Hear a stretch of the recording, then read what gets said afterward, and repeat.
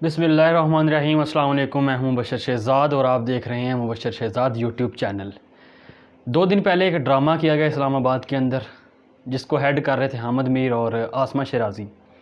आसमा शराजी के बारे में आपको बता दूं कि वही है जो हज किया करती थी नवाज़ शरीफ के दौर में, फ्री में गवर्नमेंट के पैसों पे हज किया था। और जब सवाल किया गया तो उनका क्या रिप्लाई था, बड़ी ही वायरल वीडियो वो आप जाके यूट्यूब के ऊपर देख सकते हैं।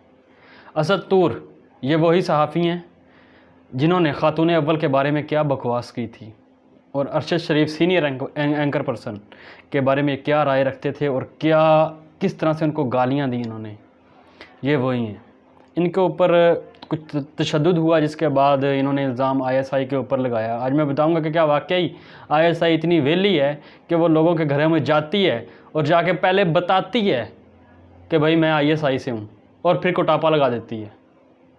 मतलब ISI अपने मिशन पे जब जाती है तो वो बताती है पहले मिशन करने से पहले कि भाई हमने ये काम करना है, और फिर वो इज़राइल के ख़िलाफ़ नारे लगवाती, पाकिस्तान ISI पाक फ़ौज के हक़ में नारे लगवाती है। ये मसला असल में है क्या और कैसे शुरू हुआ है, इसको आज डिस्कस करते हैं। और ISI की क्या कुर्बानियाँ, ये लोगों को क्या जाने हैं, इनको क्या पता, वो आज डिस्कस करते हैं। सबसे पहले मैं बता दूं कि ये 12 से 14 लोग थे इस्लामाबाद के अंदर। एक उन्होंने धरना दिया कि, और जनाब असद तूर साहब भी वहाँ पे मौजूद थे, हामिद मीर, आसमा शराजी और भी इनके जो लगड़ बगड़ के किस्म के जो लोग हैं, जो कोई मौका ज़ाया नहीं जाना देते। कोई पाक फ़ौज के ख़िलाफ़ बात हो, ISI के हमारे इदारों के ख़िलाफ़ बात हो, तो यही वो 10 से 12 जो लोग वहाँ पे मौजूद थे। तो जो हामिद मीर साहब हैं उन्होंने एक बड़ी जज्बाती तकरीर कर दी इसमें, वो मैं आपको बता देता हूँ उसका लुबाब जो था सबसे पहले। तो फिर उसको डिस्कस कर लेते हैं कि क्या ISI वाकई इतनी वेली है कि वो जनाब जी घर में जाती है और जाके वो कहती है कि मैं ISI से हूँ और मैं सबक सिखाने आया हूँ आपको। ले जी, लानत है भी ऐसे शख्स के ऊपर कि जो इंटेलिजेंस से बिलोंग करता हो और वो किसी के घर जाएगा और पहले वो बताएगा मिशन करने से पहले कि मैं ISI का बंदा हूँ और मैं ये काम करने आया हूँ, मैं तेरी बाजू तोड़ने आया हूँ। माशाल्लाह, क्या कहने जनाब, ये इंटेलिजेंस है हमारी और दुनिया इसको नंबर 1 इंटेलिजेंस मानती है। शर्म आनी चाहिए इन लोगों को इस तरह के इल्ज़ाम लगाते हुए। अब जो हामिद मीर साहब रोज़ टीवी के ऊपर आके दर्शन देते हैं, उनका भी मैं आपको बता देता हूँ सारी स्टोरी क्या है। नए आने वाले दोस्त जो है चैनल को सब्सक्राइब कर ले, ताकि इस तरह के मामलात के ऊपर जो हमारी सोसाइटी में हो रहे हैं, जो लोग हमारी अफवाज को, हमारी इंटेलिजेंस इदारों को ब्लेम करते हैं, उनको जवाब देना पड़ता है। तो चैनल को आपने सब्सक्राइब कर लेना है ताकि हर वीडियो का नोटिफिकेशन टाइमली आप तक पहुंच सके। लेकिन जी स्टार्ट करते हैं। ये वही हामिद मीर है जो अपने प्राइम टाइम 8 बजे के बुलेटिन में, 8 बजे के अपने टॉक शो में दर्स देते हैं किसका, इखलाकियात का, किरदार का। और वहाँ पे क्या करते हैं, जर्नैलों के बेडरूम तक जाते हैं ये लोग, उनकी बीवियों के बारे में, किसकी बीवी ने किसको क्या किया। ये किरदार है असल इन लोगों का, ये इखलाकियात है इन लोगों की। अब आपको भी नाजरीन देखना होगा कि कौन सच्चा है, क्योंकि ये बातें उस वक्त की जाती हैं जब इंसान के पास दलाइल ख़त्म हो जाते हैं। तो फिर वो इंसान, बल्कि वो दरिंदा किस्म का इंसान ज़ातियात पे उतर आता है। आज हामिद मीर का भी यही हाल है। वो इदारों के ऊपर हमले तो कर ही रहा है, लेकिन जो हमारे जर्नैल हैं, जो हमारे फौजी हैं, जो शहादतें देते हैं बॉर्डर के ऊपर, उनके बारे में क्या कह रहा है वो मैं आपको बताता हूँ। हामिद मीर साहब, जिनका मैंने आपको बताया कि इखलाकियात का दर्स देते हैं अपने टॉक शो में प्राइम टाइम में, और यहाँ पे क्या करते हैं, इखलाकियात की धज्जियाँ बखेर रहे हैं। जब इंसान के पास दलाइल कम पड़ जाते हैं तो फिर वो बेगैरत हो जाता है। और यही एग्जाम्पल सेट की है हामिद मीर ने। ना सिर्फ इदारों के ऊपर इल्ज़ामात, बल्कि उनकी किरदार कशी भी की जा रही है, उनके ऑफिसर्स की किरदार कशी की जा रही है। अगर अभी भी किसी को शक है इस शख्स के बारे में तो फिर वो अपना एहतसाब खुद उनको करना चाहिए। अब मैं आता हूँ ज़रा जिन लोगों ने इल्ज़ाम लगाया कि हमारे ऊपर ISI ने हमला किया, उनके असल मकासद क्या थे, अब उस तरफ आते हैं। कुछ मैं सहाफ़ियों के नाम लेता हूँ जिन्होंने इल्ज़ाम लगाया कि इदारों की जानिब से हमारे ऊपर हमले हुए हैं, और फिर उनका असल मकासद क्या थे मैं आपके सामने रखता हूँ। नंबर 1, सबसे पहले तो जनाब कातलाना हमले का इन्होंने इल्ज़ाम लगाया इदारों के ऊपर। सबसे पहले उनमें तला सदीकी, और अब ये फ़्रांस में है, ठीक है। दूसरे नंबर पे मुबशर ज़ैदी अमेरिका के अंदर। Number 3 Sulaiman Haider America, Taqi America, Waqas Goraya Holland, Reham बरतानिया, Cyril Almeida America, Husain Haqqani America, Anis Farooqui Canada. इनके मकासद क्या थे? यहाँ पे इदारों के ऊपर इल्ज़ाम लगाओ, एक तो शोहरत आपको हासिल होगी, दूसरा नेशनैलिटी मिलेगी आपको किसी दूसरी कंट्री के अंदर जाने की। ये लोग पाकिस्तान में क्यों नहीं हैं? अगर इदारे इनके ऊपर हमले कर रहे हैं, ये इल्ज़ाम लगा रहे हैं, इनके मकासद सिर्फ़ और सिर्फ 2 थे। नंबर 1 सस्ती शोहरत, और नंबर 2 इन्होंने क्या करना था? नेशनैलिटी हासिल करनी थी इन कंट्रीज़ की। वहाँ पे जाते हैं, एप्लीकेशन देते हैं, फिर वहाँ मगरब के लोग इनको रखते हैं, पालतू बना के रखते हैं वहाँ पे।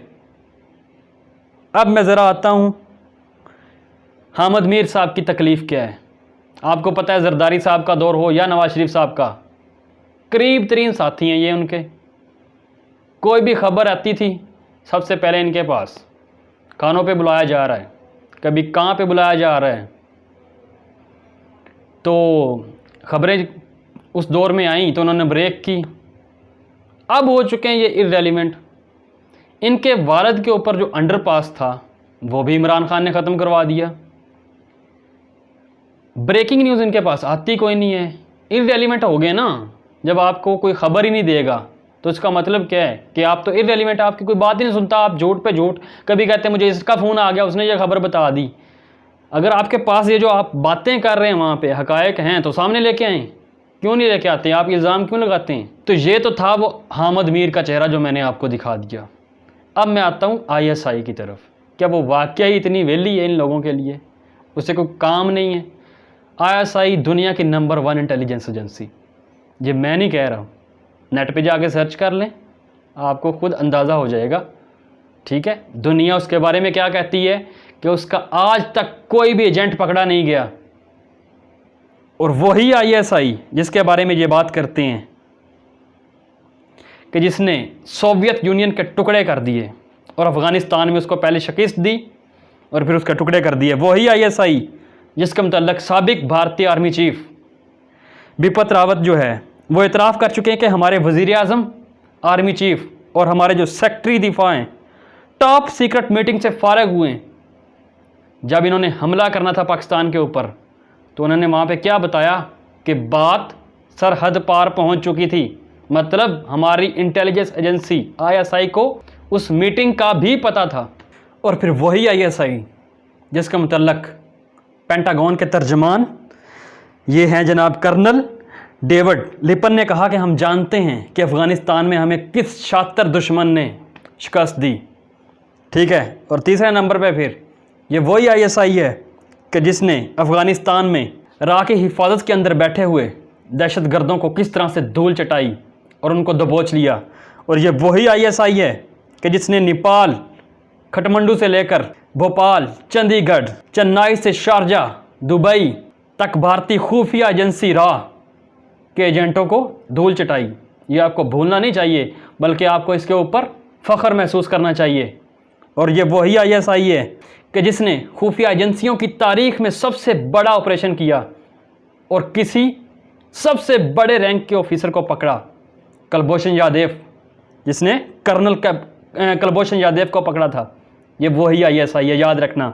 और फिर हैरत तो इस बात पे होती है कि ये ISI के ऊपर इल्ज़ाम लगाते हैं कि हामिद मीर के ऊपर गोलियां मारी गई और निशाना चौंक गया और वो बच गए। ISI के ऊपर इल्ज़ाम लगा रहे हैं। दूसरा इल्ज़ाम क्या है? सारा आलम को गोली मारी, वो भी बच गए। तीसरा इल्ज़ाम क्या है जनाब? मुबशर ज़ैदी, गुल बुखारी, ये सब लोग इनको ISI मारना चाहती थी जनाब, और ये भाग गए अमेरिका और यूरोप में। शर्म करें आप लोग, शर्म करें, कुछ थोड़ी सी शर्म कर लें। जैसे ख्वाजा आसफ़ ने कहा था ना, कुछ थोड़ी सी शर्म भी होती है, कुछ थोड़ी सी हया भी होती है। कुछ तो शर्म करो बेशर्मों, किसके ऊपर इल्ज़ाम लगा रहे हैं और आप पलड़ा किसका भारी कर रहे हैं? भारत का। आप ये कह रहे हैं उन लोगों को कि वो जनाब जी ताकतवर थे हमसे। शर्म आनी चाहिए। सबसे बड़े बेगैरत तो आप हो। जो भाषण देते हैं टीवी के ऊपर आके, और आप दूसरों के बेडरूम्स तक जाते हो। शर्म नहीं आती है आप लोगों को? डूब मरे आप लोग अगर थोड़ी सी भी गैरत है आपके अंदर।